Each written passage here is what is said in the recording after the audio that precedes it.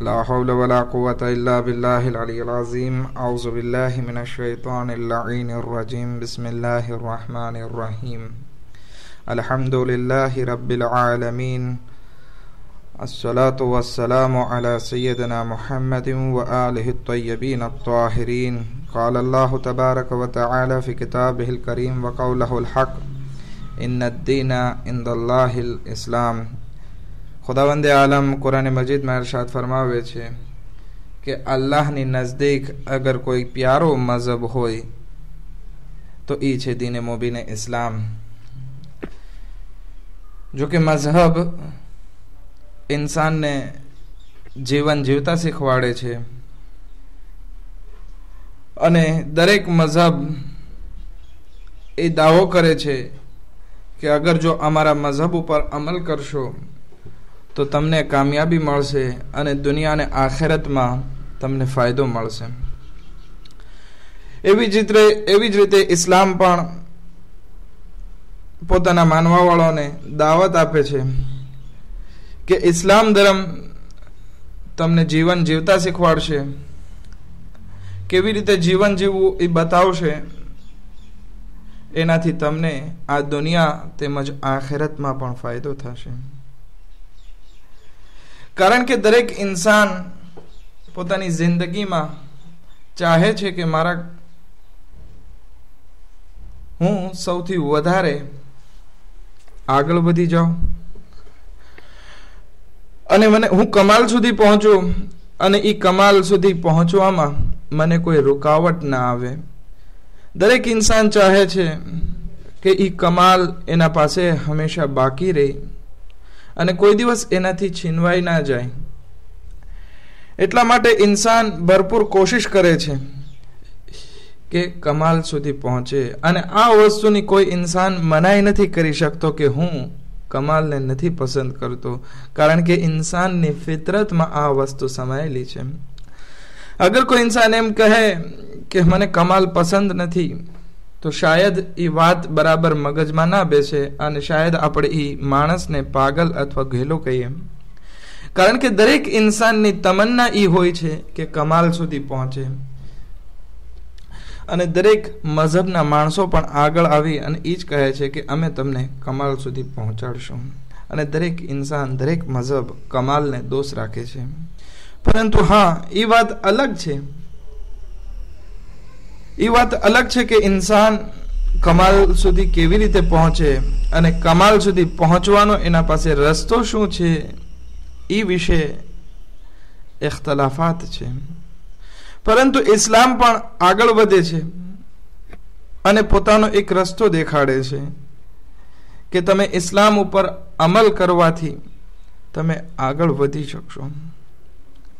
परंतु अत्यारे मोटा भागना लोको दुनिया में पैसा ने बधी वस्तु समझे छे अने एम समझे छे कि अगर जो पैसा आपड़ा पासे आवी जशे, आपणे मालदार थई जशुं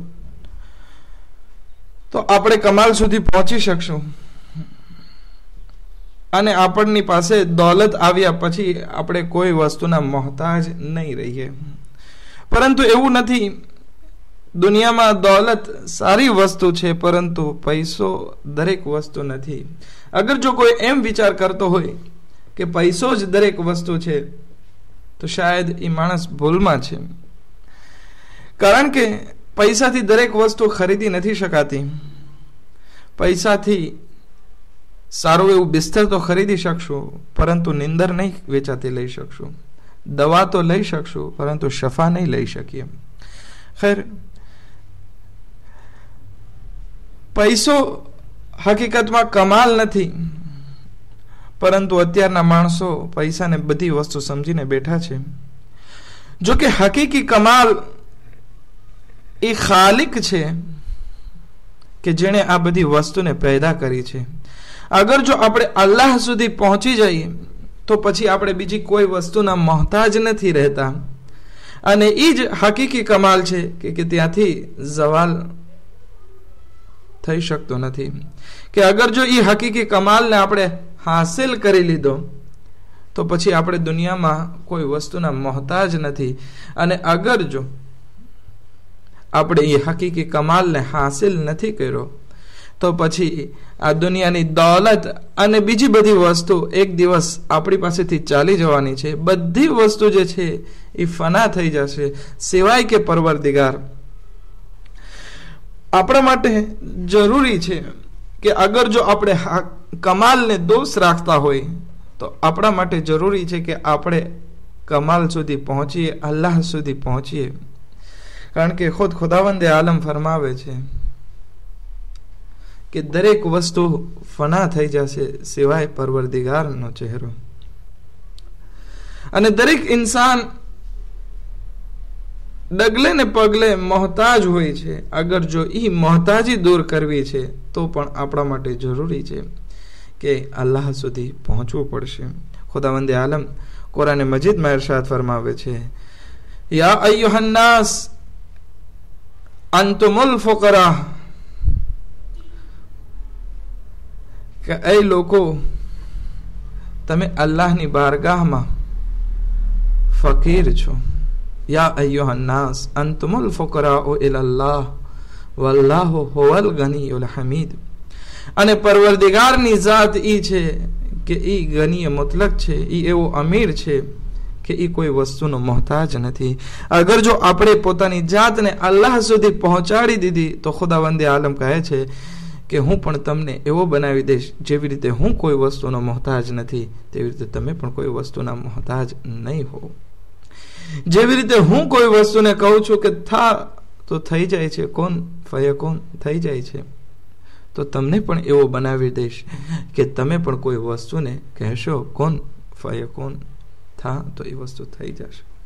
એટલા માટે તો ઇમામે હુસૈન અલૈહિ ઇસ્લામ દુઆએ અરફામાં આ જુમલો ઇરશાદ ફરમાવે છે, માઝા વજદ મન ફકદક, કે ઈ લોકોએ શું મેળવ્યું, એ લોકોના હાથમાં શું આવ્યું જેણે આ પરવરદિગાર તને ખોઈ નાખ્યો.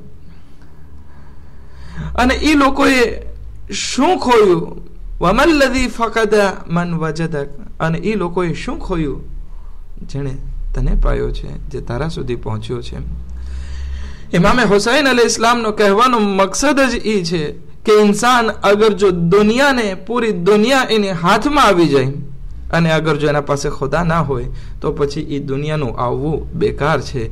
કારણ કે એ દુનિયાની દરેક વસ્તુ એક વખત ફના થઈ જવા વાળી છે, પરંતુ ઝાતે પરવરદિગાર એ ઝાત છે કે જે હંમેશા બાકી રહેવા વાળી છે. હવે કોઈ ઇન્સાન કે જેના પાસે પૈસા નથી, દોલત નથી, પરંતુ એના પાસે અલ્લાહ છે, તો પછી એને શું ખોયું છે? જ્યારે કે અલ્લાહ આ દરેક વસ્તુનો ખાલિક છે, એ ખાલિક સુધી પહોંચી ગયો છે, તો પછી બીજી વસ્તુની એ ઇન્સાન મોહતાજ નથી હોતો. મલ માઝા વજદા મન ફકદક વમલ્લઝી ફકદા મન વજદક. તો હવે આપણે જ્યારે ઇસ્લામનું મહત્વ સમજાઈ ગયું છે તો પછી આપણે મઝહબનું જ્યારે મહત્વ સમજાઈ ગયું છે તો આપણી માટે જરૂરી છે કે આપણે એના તરફ આગળ વધીએ, અલ્લાહની કુરબત, અલ્લાહની નજદીકી કરવા તરફ આગળ વધીએ. પરંતુ એના માટે ઇસ્લામ જે છે એક રસ્તો બતાવે છે કે અગર જો તમારે અલ્લાહ સુધી પહોંચવું છે તો પછી તમે તમારી અક્લથી નહીં પહોંચી શકો, બલકે રસ્તો ખુદ ખુદા બતાવે છે કે અગર જો આ રસ્તા ઉપર અમલ કરશો તો તમે મારા સુધી પહોંચી શકશો. એમાં સૌથી પહેલું જે છે એ અમલે સાલેહ છે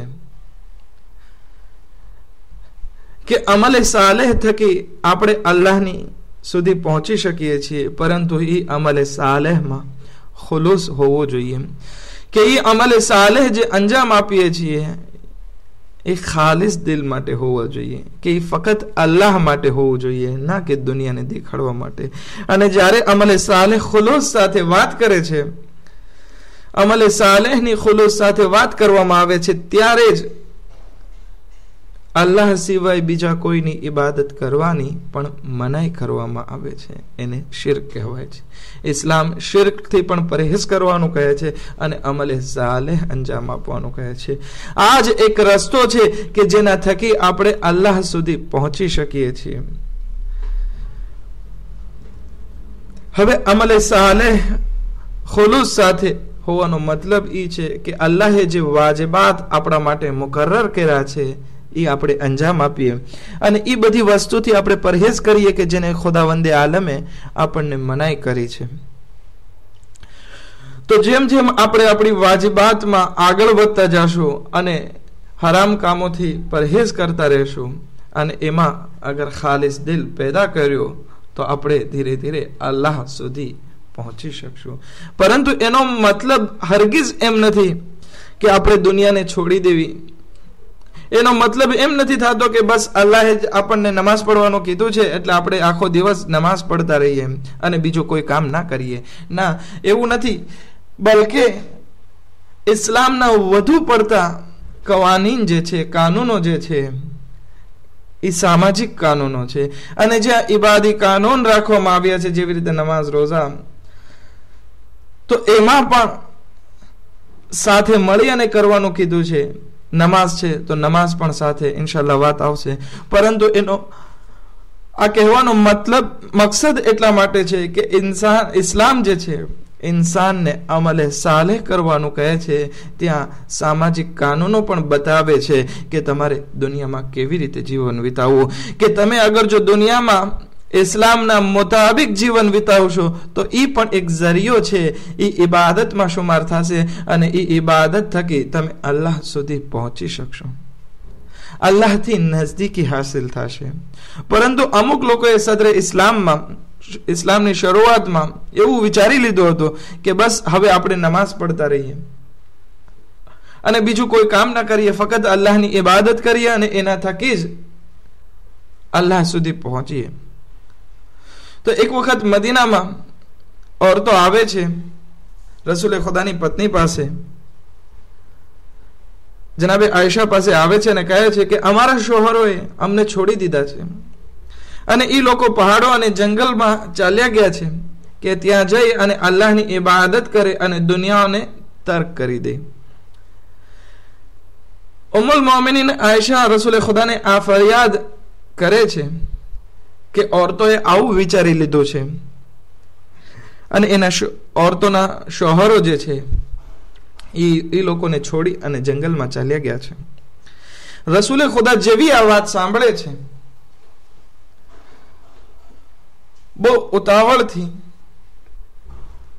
મસ્જિદ તરફ જાય છે, એવી હાલતમાં કે પોતાની અબા પણ જમીન ઉપર ઢસડાઈ રહી છે, કે અબા પણ પોતાના ખંભે નથી નાખતા અને જલ્દી જલ્દી ચાહે છે કે મસ્જિદ સુધી પહોંચે.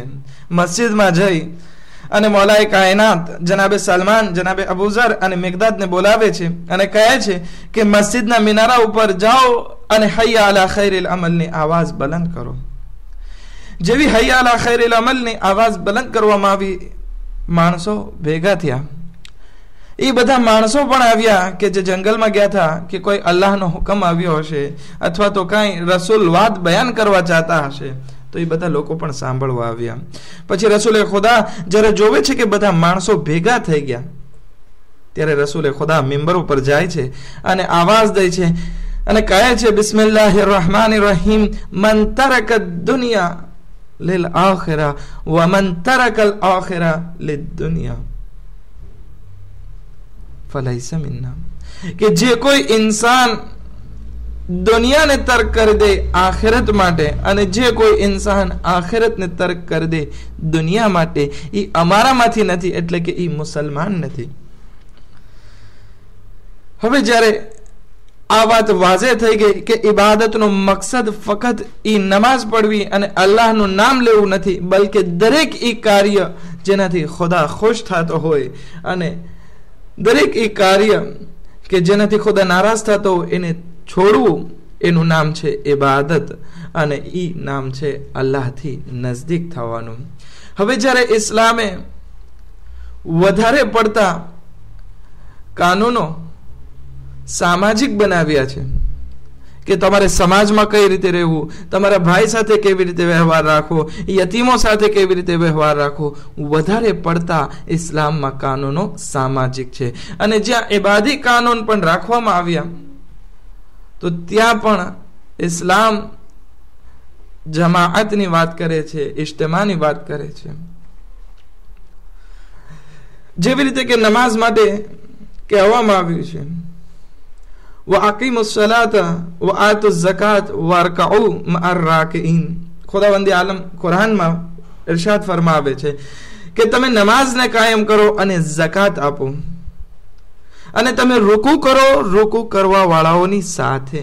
એનો મતલબ એ છે કે તમે નમાઝ પણ પઢો તો એ પણ નમાઝે જમાઅત સાથે હોય અને તમે ઝકાત આપો કે જેથી ઝકાત આપવાથી તમે ગરીબોનો ખ્યાલ રાખી શકો। એમાં પણ ખુદાવંદે આલમે સામાજિક વસ્તુ રાખી। અને રસૂલે ખુદા સલ્લલ્લાહુ અલૈહિ વસલ્લમ નો ઇરશાદ છે લા સલાત લિમન લમ યુસલ્લી ફિલ મસ્જિદ મઅલ મુસ્લિમીન ઇલ્લા મિન ઇલ્લા। રસૂલે ખુદા સલ્લલ્લાહુ અલૈહિ વસલ્લમ ઇરશાદ ફરમાવે છે કે એ લોકોની નમાઝ જ નથી કે જે લોકો નમાઝ મસ્જિદમાં મુસલમાનોની સાથે ના પડતો હોય, સિવાય કે કંઈ કારણ આવી જાય અને એ મસ્જિદમાં મુસલમાનોની સાથે નમાઝ પઢવા માટે ના પહોંચી શકે। પરંતુ સૌથી પહેલી વસ્તુ એ જ છે કે ઇન્સાનને અગર જો નમાઝ પઢવી હોય તો એ મસ્જિદમાં નમાઝ પઢે। અને કૌમે યહૂદ માટે મસ્જિદ સિવાય નમાઝ એ લોકોની નમાઝ ગણાતી જ નહીં, કબૂલ જ નહોતી થતી અને એને નમાઝ પઢવી હોય તો એને મસ્જિદે જવું વાજિબ હતું। આ તો રસૂલે ખુદાની ઉમ્મત માટે એક ફઝલો કરમ છે કે કોઈ અગર જો કારણ આવી ગયું હોય તો ઇન્સાન ઘરે પણ નમાઝ પઢી શકે છે। અને જ્યારે સૂરે અલ-હમ્દની તિલાવત નમાઝમાં થાય છે ત્યારે કહીએ છીએ ઇય્યાકા નઅબુદુ વ ઇય્યાકા નસ્તઈન, કઈ ખુદાયા અમે તારી જ પાસે મદદ ચાહીએ છીએ અને તારી જ ઇબાદત કરીએ છીએ। અહીંયા પણ જે વાત આવી છે કે હું એકલો નથી બલકે અમે બધા તારી ઇબાદત કરીએ છીએ અને અમે બધા ફકત અને ફકત તારી પાસે જ મદદ માંગીએ છીએ। અને નમાઝે જુમા પણ રાખવામાં આવી છે તો નમાઝે જુમા એ ફુરાદા થઈ શકતી જ નથી। નમાઝે જુમા માટે શરત છે કે ઇન્સાન જમાત સાથે જ પડે।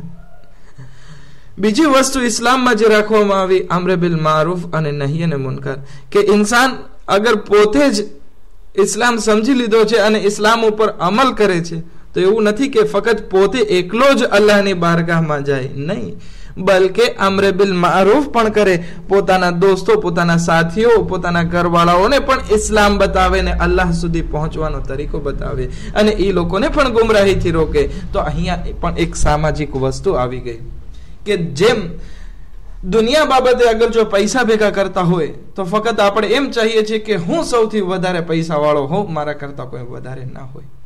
પરંતુ જ્યારે ઇસ્લામ અલ્લાહ સુધી, કમાલ સુધી પહોંચાડવાની વાત કહે છે તો કે તમે પણ પહોંચો અને તમારા સાથીઓને પણ અલ્લાહ સુધી લઈ જાઓ। નહીં અને મુનકર, કે અગર જો તમે બુરાઈથી રોકાઓ છો તો તમે તમારા સાથીઓને પણ રોકો। અને બીજી તરફ અગર તમે માલદાર છો તો તમે ગરીબ ભાઈઓને ના બોલો। તો ખુદાવંદે આલમે એ માટે ખુમ્સો ઝકાત રાખ્યો કે ખુમ્સો ઝકાત થકી તમે જેમ પૈસાદાર છો એવી રીતે તમારા ભાઈઓનો પણ ખ્યાલ રાખો અને એની હાલતને પણ સુધારો। આ ઇસ્લામ એક સામાજિક ઇસ્લામ છે, એમાં વધારે પડતા કાનૂનો સામાજિક છે અને જ્યાં ઇબાદતની વાત આવે છે ત્યાં પણ ખુદાવંદે આલમ ચાહે છે કે બધા ભેગા મળી અને ઇબાદત કરે અને એકબીજાના કામોમાં એકબીજા શરીક થાય। ઇન્શાઅલ્લાહ પછીના દર્શોમાં આપણે એ બધા એક એક સામાજિક કાનૂનો જે ઇસ્લામના છે એના ઉપર આપણે વાત કરશું। વલ્હમ્દુલિલ્લાહી રબ્બિલ આલમીન। અલ્લાહુમ્મા સલ્લી અલા મુહમ્મદ વ આલિ મુહમ્મદ।